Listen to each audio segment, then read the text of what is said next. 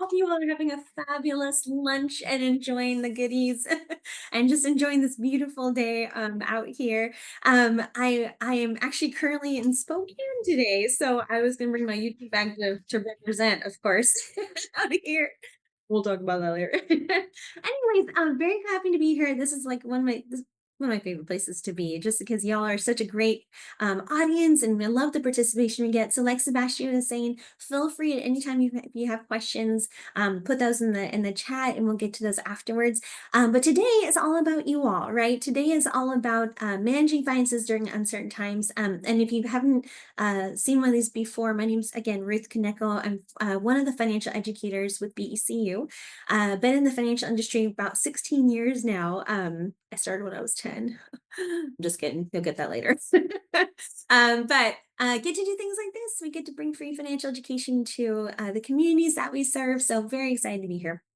This is one of these topics, managing finances during uncertain times, that I think is very timely, right? Obviously, things are happening in our communities, in our economy, that are getting us wondering, oh, okay. How can I make my money stretch? What are some ways? What's going to happen with my finances? How can I take the finances that I have right now and really be like, how can I make this work for me in a time that I'm just not sure what's going to happen, or what I'm going to be able to do, what I need to do with this money right now? So we're going to give you a lot of different resources. You don't need to, I know if some of you love to write things down, feel free to, but we're also going to send you a resource guide after this presentation, or you may already have it in your inbox, with all the resources that we're going to talk about, because there's a lot of them.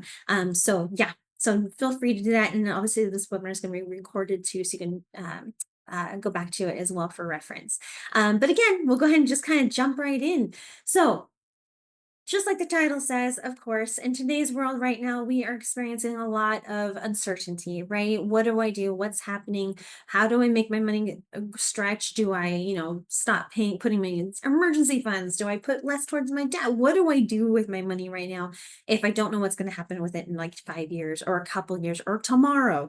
And one of the things we find, of course, during these times right now is that it's super stressful, right? Money, if we're having money issues, or we just don't know what money issues we might have, it's kind of like that unknown of, oh, okay, I gotta have a plan around this. Because what we find is that when we put the plan together, when we have a plan, even if we're wading through times of uncertainty, if we have a plan, it kind of takes those feelings of a little of stress and of anxiousness, and kind of helps to alleviate them a little bit. I'm not saying entirely, because come on, let's be real. A lot of times we have that anyways, right? It's usually it's hard for those ones to go away. But for planning purposes, especially when you're talking about finances, it is so important to have a plan. My One of my favorite quotes is, "A goal without a plan is just a wish." Right. And I love that quote because it tells that, well, someday I'm going to put a plan, right? Or someday I'm going to do this. Someday I'm going to do this. And that kind of quote tells that someday to take a hike, because someday normally doesn't happen because we never put a plan around it. There's no sense of urgency behind someday. Okay. So today we're going to talk about lots of different things. We'll go through the agenda in just a moment. But I kind of want to get a poll too of, how are you currently feeling about your financial situation? How are you are you feeling confident and in control? Are you doing okay, but there's room for improvement? A bit stressed? Maybe you're managing day to day. Maybe you're feeling overwhelmed and uncertain about, what's the future going to hold. Maybe you're struggling and you need support, right? All of these are perfectly valid. But go ahead and tell me in the chat, actually, where are you kind of at right now about feeling about your finances? And there's no judgment at all. Trust me. Stressed. Yep. Stressed, concerned, need improvement, overwhelmed. These are really great words that, yes, I think can resonate with all of us. Room for improvement. Yes. Stressed and stupid. Oh my goodness. Speaking my language. Don't know where to start. Yes. Yes, that right there. Don't know where to start. Like we know something's coming. We know that we need to, figure out what to do with our finances right now. But where do we start from? Right? Okay, so this is what we're gonna do. We're going to go through this together. So, what are we going to talk about today? Thank you for putting that in there. Thank you for kind of sharing with me how you all are feeling. So, we're going to kind of go through this presentation and kind of get you to a place where you know where to go to get started on where to put your finances together and helping your financial situation. So, the first thing I would do, and you're going to notice that some of these things may seem like things maybe you're already doing, but these are some things we want to stress when we're going through maybe times of financial uncertainty. Number one is creating an emergency fund. Creating an emergency fund is so important right now because maybe, you're thinking, okay, I don't know what's going on. Maybe my job is stable, maybe it's not so stable. Where am I falling, right? At this time in your financial situation, it is a really good idea if you do not have an emergency fund to start putting maybe trying to put aside for that emergency fund. Maybe thinking, can I make some cutbacks here so that I can put kind of stash the cash, right? To be able to put some money away in case of if there's anything coming down the pipeline, right? If you feel like your job may not be secure, if you feel like you're going to be, XYZ in 6 months, or maybe you're moving to a different company or moving to a different place, do you have an emergency fund to fall back on in that case? So, one of the things I would encourage you to do at the very beginning is create an emergency fund. I know for myself, what I did is I actually have a savings and checking account, and then I have about 10 different extra savings accounts. I know it sounds strange, but I nicknamed them, right? And I actually have one for, I have nicknamed it emergencies. And for me, an emergency, for my savings, put money in savings, trying every single month, automatic transfer. For an emergency budget, I'm sorry, for an emergency savings also, it's really good idea to think, okay, maybe it's trying to put some money aside, put it a little bit here and there so that you can feel more comfortable where you're at in that situation. But also you want to think about creating an emergency budget. And I don't know if you all have heard of this one before, but it's kind of an interesting one, right? Yes. One person was asking, do you pay for all those savings accounts and how do you open that many? Yes, good question. So I actually, and I know we're going to get to these questions later, so I may hold off on these questions for a little bit. But so if you're with BCU, you can actually open as many savings accounts, checking accounts for free. You don't have to pay for them, but check with your financial institution and see if they make you pay for accounts. If they do, don't do it. Right. And yes, one person was actually asking if we're going to talk about financial planning for those who may be laid off. Yes, we are definitely going to address that. So hang on to your seats for sure. Thanks for asking that. So one of the things when in uncertain times is you really want to think too about creating an emergency budget. A little bit different. It's going to look a little bit different. It's going to feel a little bit different than your traditional budget, right? If you already have a budget right now, you are having your savings account, you are looking at your expenses, right? You're kind of going along. Maybe you are focusing on really paying off your debt more aggressively right now in your budget. Maybe your one of your goals is to get out of debt, right? So your emergency budget, it may look a little bit different. With an emergency budget, you want to create a financial inventory. You really want to take a look at, okay, right now, what is my income? Right now, what are my expenses that I have? Is there any room in the expenses that I have to possibly make some cutbacks so that I can maybe put some more towards my savings right now or things like that? With debts, one of the things you want to think about too is taking an inventory of your debts right now. Are you maybe thinking in your current budget that you're putting more money towards your debts, right, to pay it off faster, which is fabulous? But maybe during these times, you may be thinking, I am gonna not be as aggressive as paying off my debt. Maybe I'm going to just pay the minimum payment so I can put that money towards my emergency fund, right? Emergency savings. So thinking about your debts, looking at your assets. So you want to get an inventory of where are you standing right now, so that you can be prepared more for the future, right? And when I say future, I mean like maybe a immediate future, or maybe a couple of years from now, or maybe nothing happens, but we just want to get you in a good, strong place. Next thing you want to do is evaluate your monthly expenses. You really want to look at your essential expenses. What are things like take tally of your housing, your home expenses, your rent, mortgage, your food, your emergency fund spending, your like car payments, car insurance. Evaluate what your expenses are, and in there, of course, you want to look at those expenses and think again: is there any possible way that I can make some cutbacks right now that will benefit me for the little foreseeable for the future, or maybe for the longer term, right? So, looking at those essential expenses, one of the things I actually encourage people to do, if you haven't done this before, is do something called this 30-day spending journal.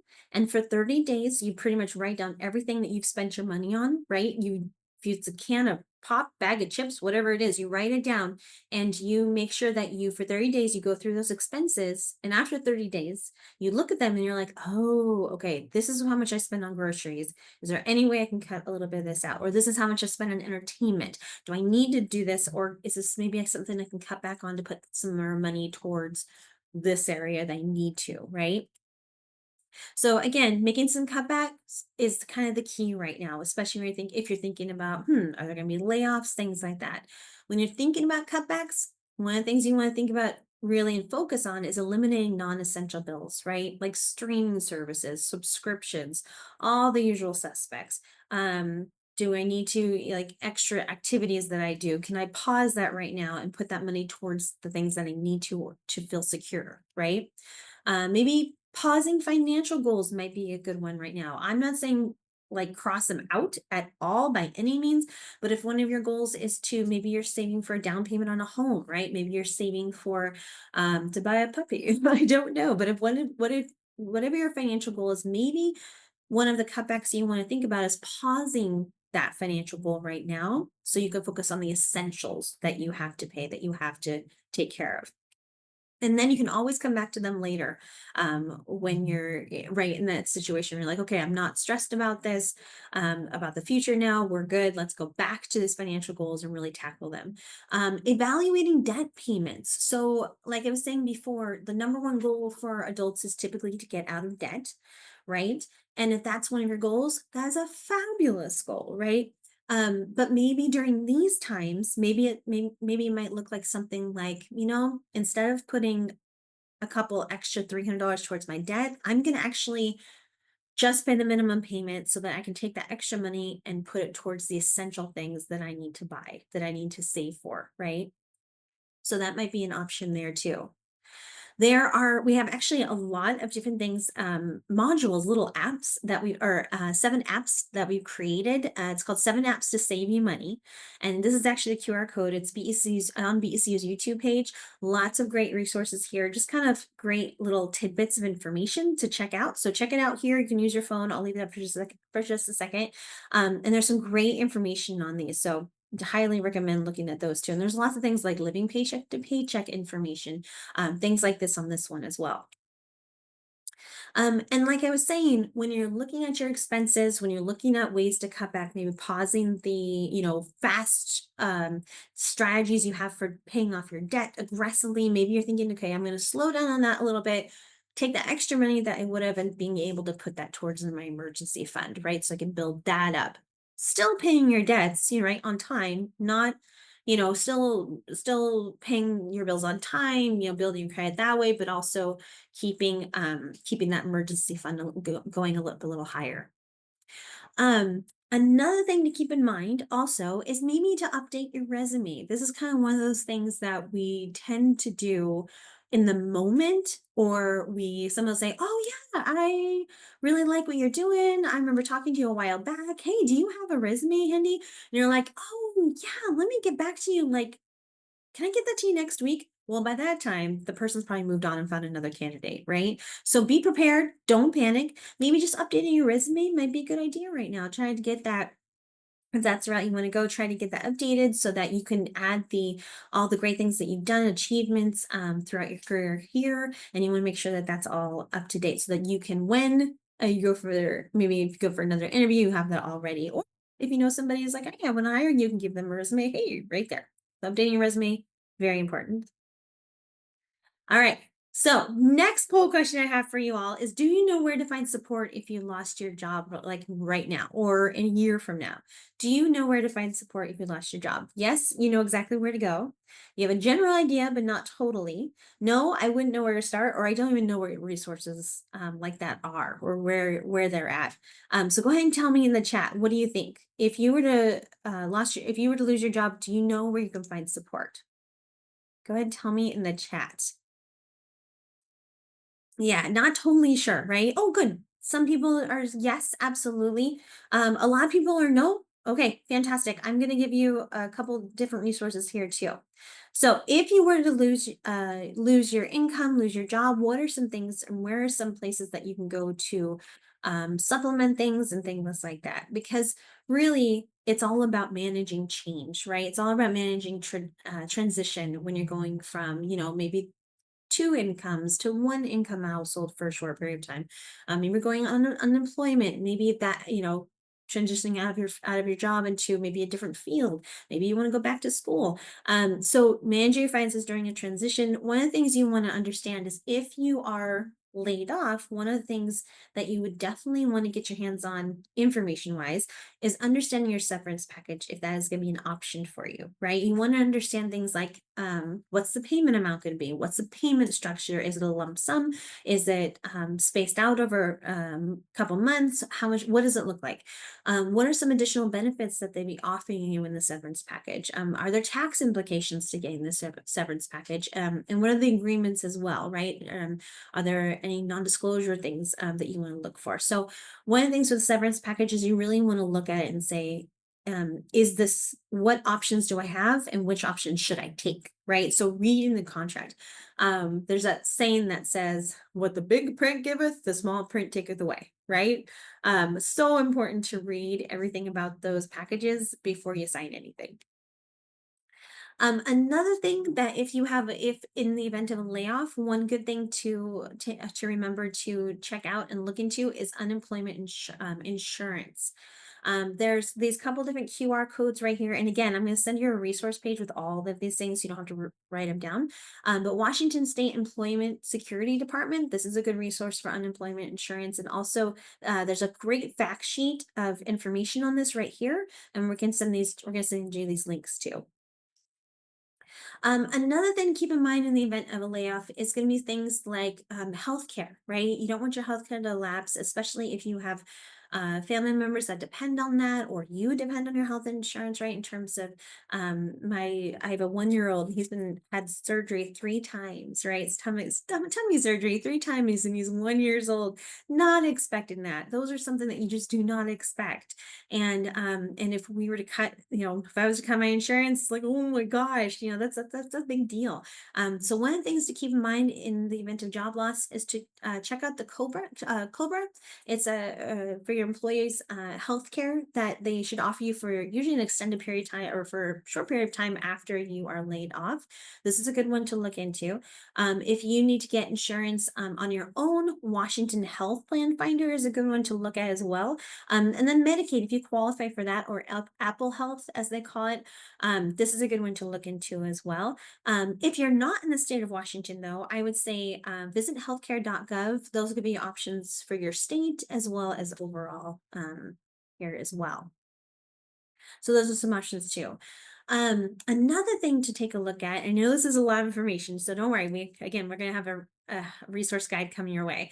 Another thing to kind of check off your list is healthcare. Is your if you have contributed to like an HSA account, a health savings account, those are the accounts where you might be able to. The money usually will go with you to your other job that you have, or that you're going to be getting. Flexible spending accounts are a little bit different, of course. That may money, it's kind of that you use it, you lose it. So know what you have there as well if you have an HSA or an FSA to look into that. So you don't lose any money that you have on the table that's available to you right now before you leave, or if you're laid off, make sure that you get those benefits that are due to you. Another thing to watch out for, especially when you're thinking about, okay, I've got bills to pay, right? I have my mortgage. I have my car payment. What am I gonna do if I lose my job in that area? What do I do with that payment if I can't make my payment right now, right? If I need to skip a payment, what do I do?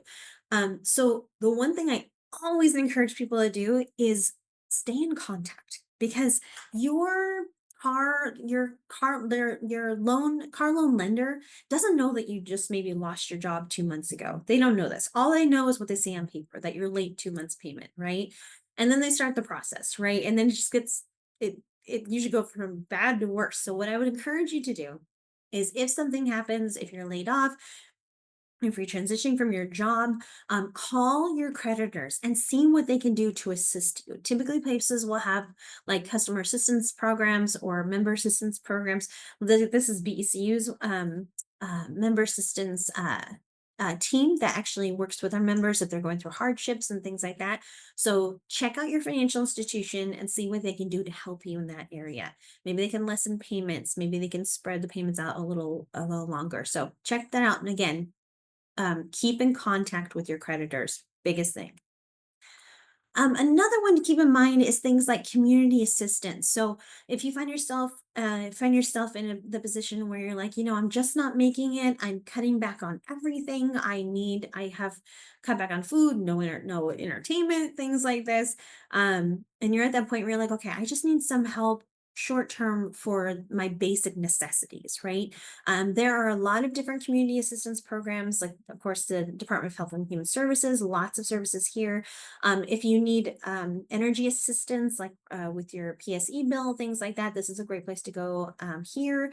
The Low Income Home Energy Assistance Program, and also SNAP if you for food, so the Supplemental Nutrition Assistance Program here as well. So, and also if you are like, I just don't know where to start.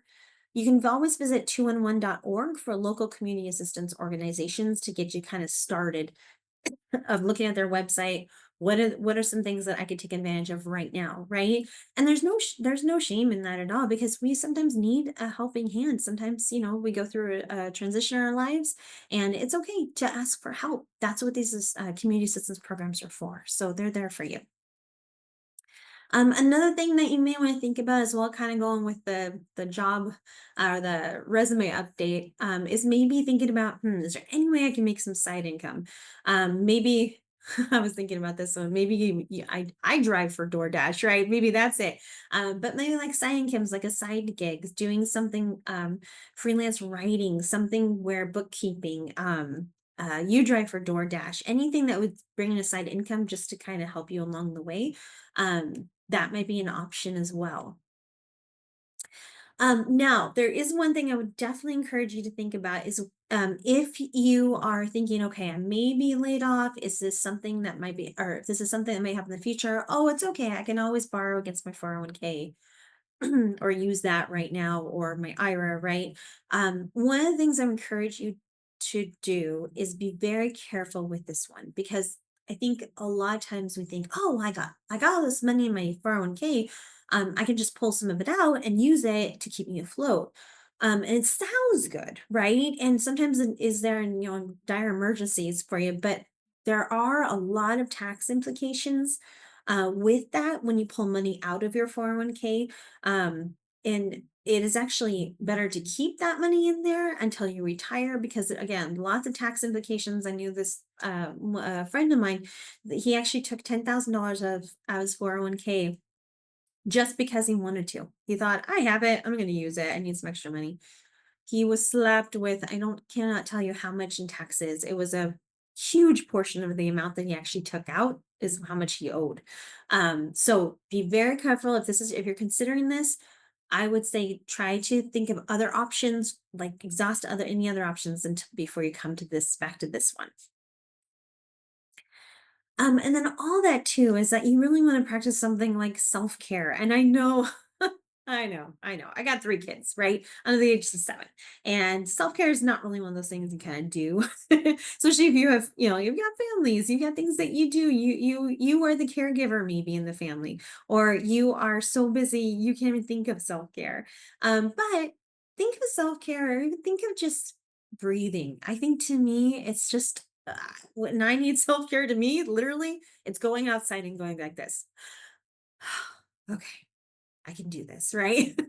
One of the things could be daily movement, just going for a walk. It's gonna, things are stressful right now, and I feel it. I feel it when I'm talking to people. I feel it when I'm talking to people about finances. People are just kind of, it's a hard time right now with inflation and everything that's happening. One of the things again to take care of is you really gotta take care of yourself any way that looks like, especially if you are taking care of others. It's very important for you to take care of yourselves. Journaling, some people like to journal. That may meditation, connecting with others. You are not alone when it comes to the situation you're in, right? You are amazed. I'm always amazed how many people I talk to that, oh my gosh, you're in that situation too? Okay.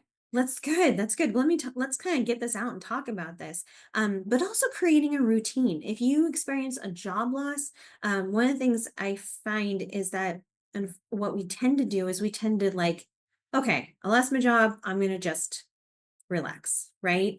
And then we kind of get in that routine a little bit too much sometimes. And I was speaking to the myself for sure. And I realize it's important to stay on a routine that keeps you motivated, right? To get you motivated to get you back to where you want to be. So my next question to you all is, what kind of self-care ideas do you have? What are kind of some things that you do to kind of heal yourself, or to kind of give you that breath moment of okay, what are you all doing? I normally get some really good answers on this. So I want to depends on what sort. Yep. Yep. Some people are saying yoga, walking. Yes, walking, running, all of the above. Cup of tea. Is anybody there with me? I need a cup of tea. If I'm going to relax, I need something warm in my hand. You know what I mean? Ooh, forest bathing, reading, go for a walk or jog, cooking, seeing my friends. Yes. Sleep. Oh, that's lovely. I was just on a plane this morning and I was overhearing a lady talking about how one of the things that is one of the best ways to relax, and I don't know if I agree with this, is to take a cold bath. Oh no, it was a cold shower. It was like an ice cold shower. I was thinking, are you guys like relaxing? But apparently it relaxes the body. I don't know about that, but it's too cold for me. Pulling out holly and ivy in the yard, arts and crafts, dance. Yes, regular sleep. These are great, right? And these are the things that you need to do to do that self-care, to take care of yourself so you can take care of others, or even just get back to where you wanted to go, and looking and really going back to like thinking, okay, if I'm taking care of myself, I can look at the big picture, right? That's kind of what we're saying here. All right. So one of the things we find too is that during these times of uncertainties, our mental health takes it takes a toll on us, right? And mentally, physically as well. Sometimes a lot. They usually go hand in hand. But if you're thinking, I'm stressed out way too much. I need some resources for this area in my life. There's actually, you typically want to check with your employee because they usually have assistance programs for like mental health resources that you can take advantage of here. Insurance, if you have insurance, usually they have resources there as well.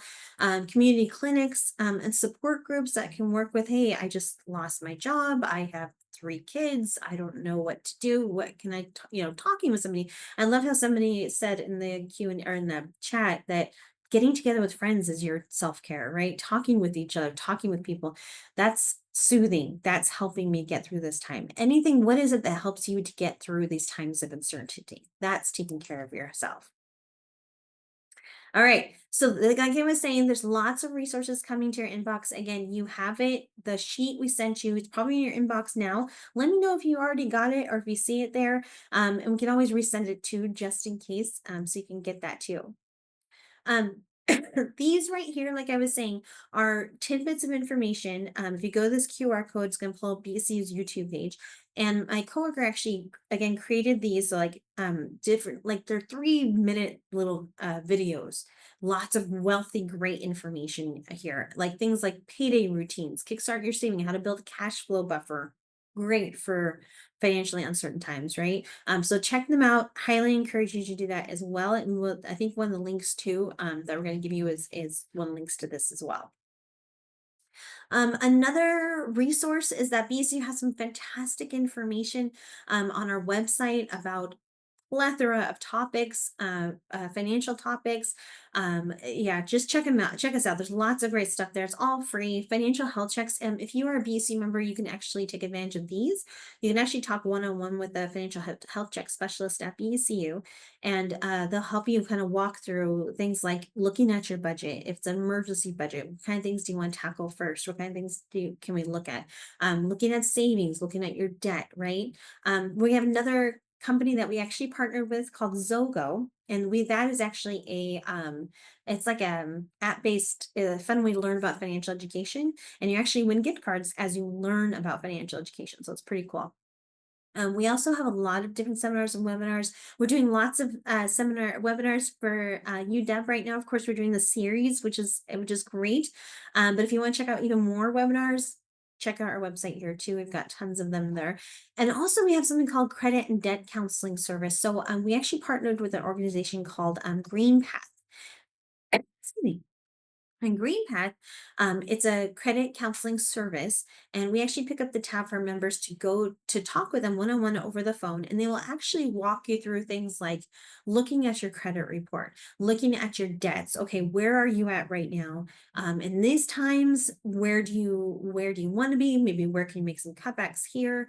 So you can put more money here. They'll actually work with you on financial stability, right? And like putting together a plan around your finances and help you with that. Because sometimes, especially nowadays, right now, it's nice to know and to have a hand to hold. I don't know about you all, but sometimes I need that for sure. It's just, hey, I don't know where to start, but now I kind of know where to start. But I need somebody still to help me walk through this because yeah, I'm gonna drop off and maybe not come back, in terms of doing things. So it's nice to have a hand to hold. They are really good. So check them out. They're called Green Path and they're on their website too. Okay, I know that was a lot of information. I'm going to stop there. I'm going to see if we have any questions.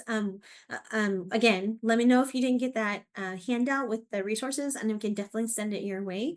I would love to get your feedback too. This is one of our newer presentations that we have, so if you wouldn't mind taking a quick survey, we'd love to get your information, things like that too. And I'll leave that up for just a second. But one thing I was going to recommend or offer too is this is my email address, ruth.kaneko at becu.org. If you have any questions about, hey, I'm going through this, where what is the best kind of resource for this as well? If you go through the list of resources we send and you're like, I just can't find it, please feel free to email me or my team and we can try and get those answers for you too. Okay. All right. So I'm gonna go ahead and stop here and I'm gonna open it up to questions and Sebastian, I'll go ahead and hand it back to you because I know that was super fast. We kind of a little earlier than we normally do.